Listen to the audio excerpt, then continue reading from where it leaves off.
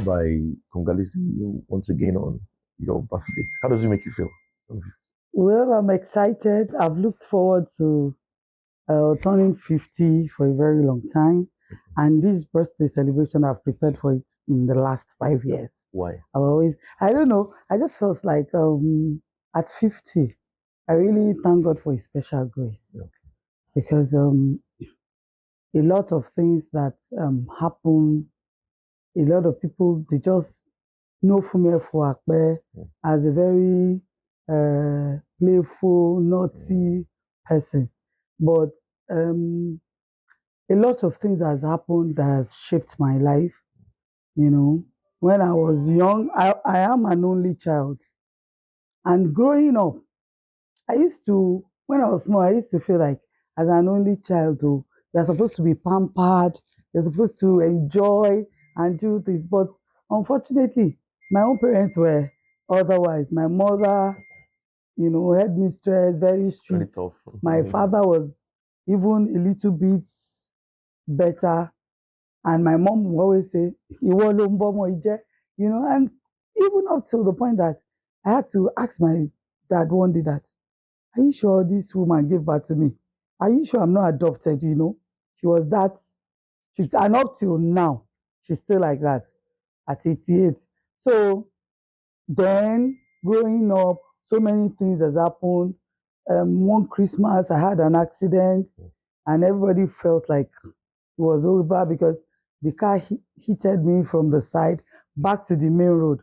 So, but fortunately, there was no coming vehicle and all that. And when we now get to politics, so many struggles here and there. So I just feel like being an only child, having so much grace, is just worth celebrating. I love to help people plan their parties. I love to help people celebrate themselves. And this one just like, let me try and celebrate myself once. Let me see how it's done. Then God has given me beautiful children, well-behaved children that even sometimes me, I feel like, but I know that maybe I took some of the toughness of my mom. So it's telling on them, especially for my first daughter. Before she went abroad to study, I used to have this kind of fear that we should be able to, if I am not there today, we should be able to carry on. But she has shown so much maturity in dealing with her younger ones, taking care of them. So I'm at peace with myself, and I just like, Funmi, celebrate yourself for once and thank God.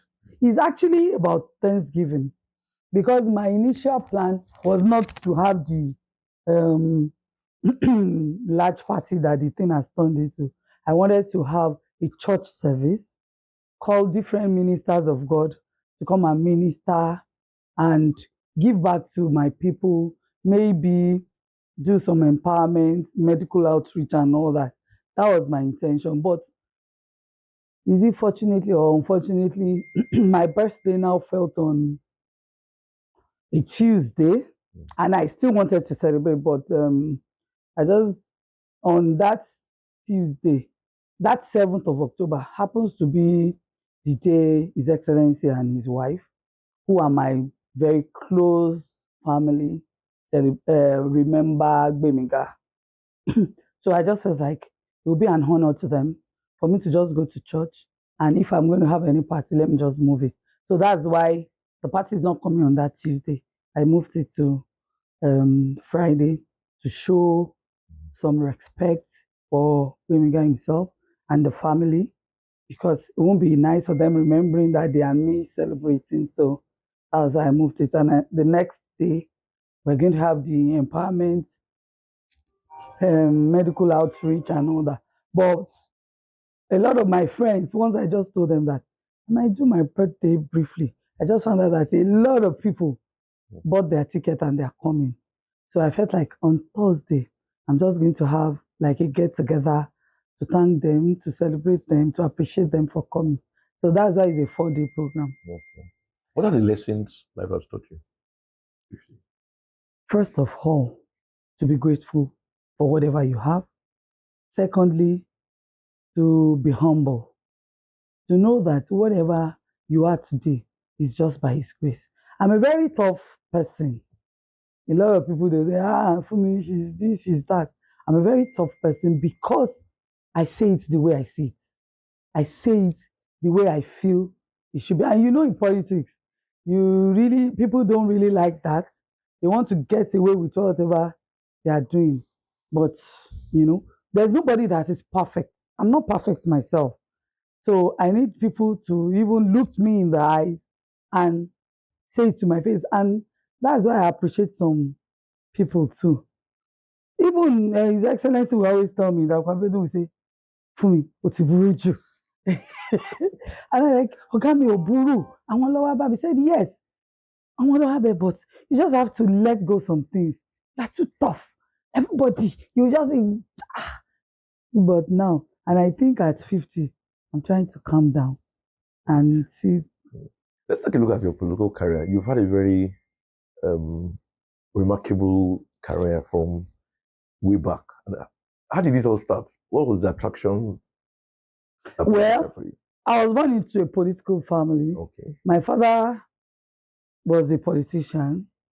He was a grassroots person. He has been a supervisory councillor. For me, it's interesting because we have different passions.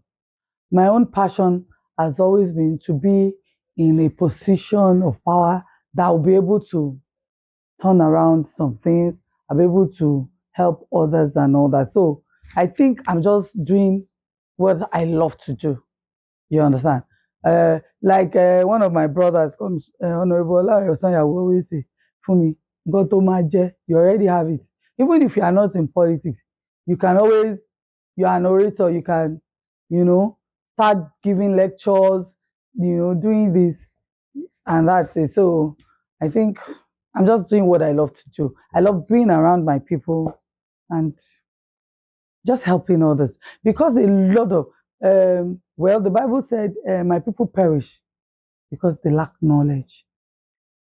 So I think nobody is totally wise, but I think there are a lot of things. Ignorance is killing our people. So when you come back home and you're able to tell one or two or three or four that, look, we can actually change this. We don't have to be this. We don't have to be that. And like me now, I'm a party person.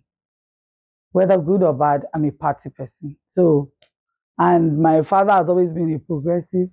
So I've chosen to be a progressive. I don't think I can ever do any other party. But so I'm just doing what I love to do. And how do you also cope with all the challenges of politics in terms of leadership and all of that? The thing is, there's no job or position you hold that do not have those challenges. It is now how you want to solve it that is the difference. Yeah. For me, okay, like I tell people, yes, I'm qualified to be a leader. I've been a chairman, the chairman of a local government. I've been a commissioner for 2 terms. Yes, I'm qualified. But there's something that is holding me back, which is the age. I'm a very young woman.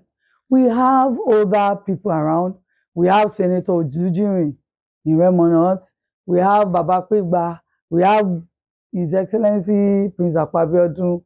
We have some Babas here too, Bayalaji Olokun and co. They are over 70 and they've been in politics since the time of my father. You understand? So sometimes nomenclature makes you a leader.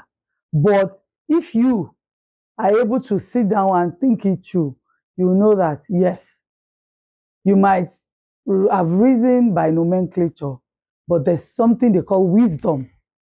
You understand? Yes, a younger person too can be wise, but you have to still learn from the elders to be able to cope. And I think that is my area of strength, trying to get from here, from there, and merging everything together to be able to. And how do you also respond when, of course, people accuse and attack politicians and they're not doing anything for us, they're just there? I just find out that a lot of those attacks, majorly, they are not true. Somebody just sit down in the corner of his or her house and just feel like, what do I, you understand? What do I, for me, like I tell people that for me, yes, I'm a politician, I'm a public servant, but I always have a second address. But there are some people they just like 100%. I'm a politician and I'm not going to do any other thing. I'm an hustler. I hustle. I'm telling you, I got once campaign starts now. You see me. I don't just give up like that. I can call, I know a lot of people, so I use my network. I can say, okay, Senator Shilokun, this is your campaign. What can I do? Say that for me, Kinikon, souvenir. I'll suggest shaking shele, shaking my rice, shaking my I'm an hustler. So yes, opportunity will come with your position. Now depends on how you are able to use that opportunity. And that's it. Me, I tell young people coming, see, it might be today. Okay, I've been commissioner for 8 years. If the next governor, which we are praying for, comes in and gives me another opportunity, or I have another appointment in, I can only do that for another 4 or 8 years. After that, people start wagging as in, is she the only one and all that. Meanwhile, the people giving you appointments are giving you because of your capacity. You understand? But let me cite an example. When I was chairman of Shagamu local government, a lot of things. She's dating this, she's dating that. Somebody sent a text to Governor Amosun and stated in that text that I'm dating like 5 different people. Governor Amosun now forwarded the message to me that you will kill yourself if this is true, So I just laughed over it because I actually know for him to have said that, he knew it was not true. You understand? So there's something they call zigging in politics, which they believe in. But over it all, God has been faithful. That all those ziggy that they feel they are throwing, all those lies that they tell about us, sometimes promote us. For somebody like me, most of it promotes me because it makes me a better and stronger person. You understand? And over time, you just develop a thick skin. The ones that, yes, I love to be criticized. Critics, I might not agree with you in the first place, but when I get back to the corner of my room, I think about what you have said.